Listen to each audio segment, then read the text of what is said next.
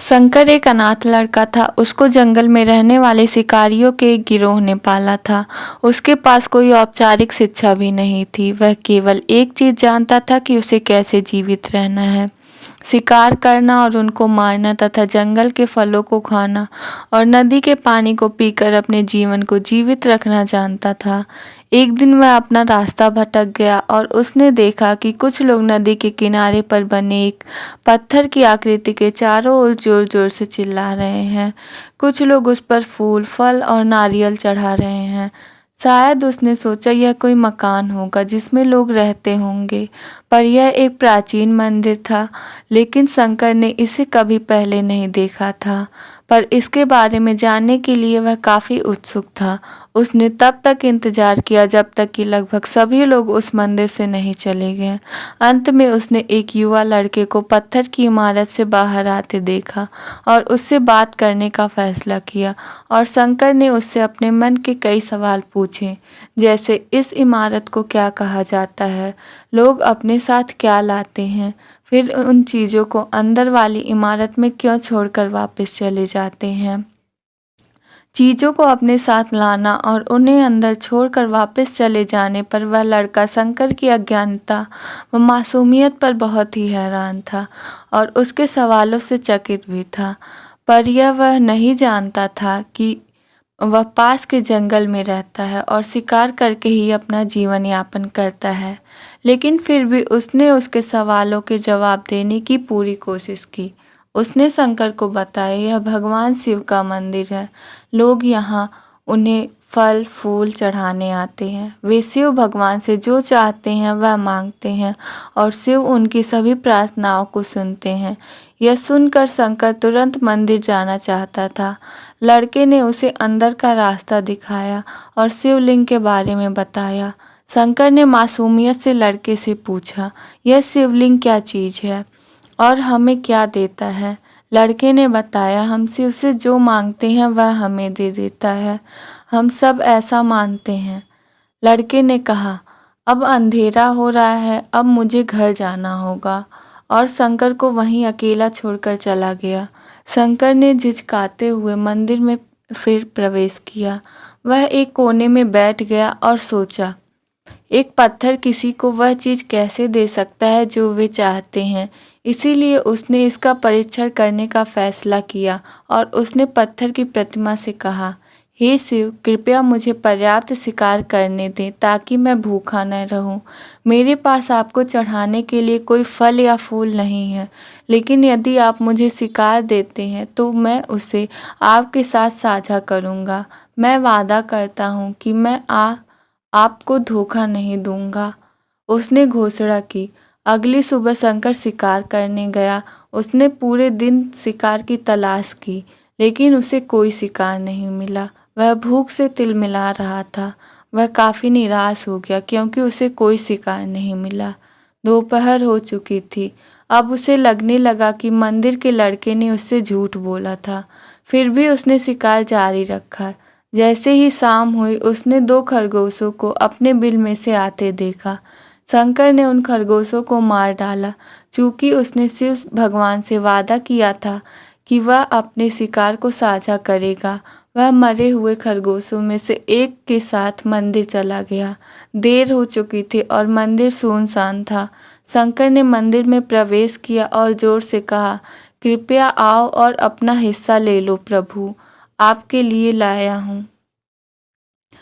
वह वहाँ बैठ गया और अंधेरा होने तक प्रतीक्षा करने लगा, लेकिन भगवान प्रकट नहीं हुए। शंकर को भूख और नींद लगने लगी। उसने खरगोश को मंदिर में छोड़ने का फैसला किया। अगली सुबह जब लोग मंदिर पहुँचे तो उन्हें शिवलिंग के सामने मरा हुआ खरगोश मिला। भक्त बहुत परेशान थे। यह यहाँ कौन लाया है? उसने हमारे मंदिर को अपवित्र करने की हिम्मत कैसे की? उन्होंने खरगोश को बाहर फेंक दिया। अगले दिन शंकर अपनी भूख मिटाने के लिए जंगल में शिकार करने गया, लेकिन इस बार उसकी किस्मत अच्छी नहीं थी और उसे शिकार भी नहीं मिला। उसने सोचा आज रात को मंदिर जाना चाहिए और शिव से पूछना चाहिए कि उनको खरगोश का भोजन कैसा लगा। शंकर यह पूछने के लिए मंदिर गया। जब वह मंदिर पहुंचा तो उसके आश्चर्य का कोई ठिकाना न रहा। उस रात मंदिर में लोगों की काफ़ी भीड़ थी। शिवरात्रि की रात थी, लेकिन अबोध शिकारी लड़के को इस बारे में कुछ भी नहीं पता था।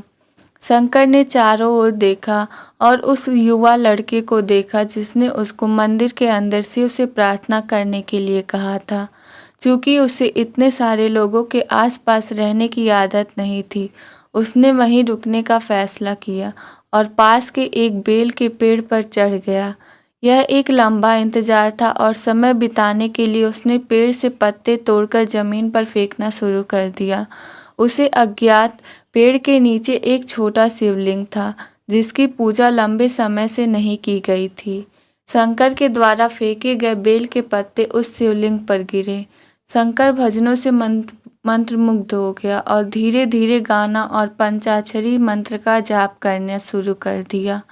रात भोर में बदल गई और सभी भक्त मंदिर से चले गए। शंकर पेड़ से उतरा और मंदिर में प्रवेश किया। उसने देखा कि शिवलिंग की आंखों पर लाल निशान थे। वे कुमकुम के थे जो लोगों ने लगाए थे, लेकिन शंकर को यकीन था कि शिव की उनकी आंखों में परेशानी हो रही है। उसने शिव की खेदजनक स्थिति को रूप में जो कुछ भी महसूस किया, उसके लिए उसे बहुत दुख हुआ। वह उनकी मदद करना चाहता था। उसने सोचा कि शिव यहाँ अकेले रहते हैं और बीमार होने पर उनकी देखभाल करने वाला कोई नहीं होता। जब तक भक्त उनसे मिलने नहीं आते, उन्हें भोजन भी नहीं मिलता। शंकर ने एक रात पहले भक्तों को शिवलिंग पर जल चढ़ाते देखा था। प्रभु को ठंड लग रही होगी, शायद वे काँप रहे होंगे, उसने सोचा। आखिरकार वे केवल पत्तियों से ही ढके हुए हैं। तो उसने शिव से पूछा, मेरे स्वामी, मैं आपकी क्या मदद कर सकता हूँ? शायद कुछ खाना या दवा। मैं आपकी सेवा कैसे कर सकता हूँ? शिव ने उसे कोई उत्तर नहीं दिया। शंकर ने सोचा, भगवान वास्तव में बहुत बीमार है, क्योंकि अब वह उत्तर देने में भी असमर्थ हैं। वह तुरंत जंगल में गया, कुछ औषधीय जड़ी बूटियों को लाया और लाल निशान पर उसका लेप लगाया, लेकिन कुछ नहीं हुआ। उसने कहा, लगता है कि ये अंधे हो गए हैं। मुझे प्रभु को अपनी एक आंख देनी चाहिए ताकि वह ठीक हो जाएं। यह निश्चित रूप से उन्हें खुश कर देगा। उसका दिल पवित्र था और उसने वहां शिव के हाथों में रखे त्रिशूल को उठाया और त्रिशूल को अपनी दाहिनी आंख की ओर ले गया और अपनी आंख को निकालने का प्रयत्न किया। शंकर अनपढ़ था, उसे मंत्रों या पूजा के उचित तरीकों का कोई ज्ञान नहीं था, लेकिन उसकी भक्ति की कोई सीमा नहीं थी। जैसे ही वह अपनी आंख निकालने वाला था, शिव अपनी पत्नी पार्वती के साथ प्रकट हुए। उन्होंने पार्वती से कहा, इस भक्त शंकर ने अनजाने में शिवरात्रि पर उपवास किया, बेल के पत्तों से मेरी पूजा की और साबित किया कि उसका दिल बेदाग व पवित्र है। मैं अपने इस भक्त पर काफ़ी प्रसन्न हूँ। शिव भगवान ने शंकर से कहा, तुमने मुझे अपनी मासूमियत के कारण जीत लिया। प्रभु ने मुस्कुराते हुए कहा, लोग मुझसे हर समय झूठे वादे करते रहते हैं और कुछ न कुछ मुझसे मांगते रहते हैं, पर जैसे ही उन्हें मिल जाती है वे मुझे भूल जाते हैं।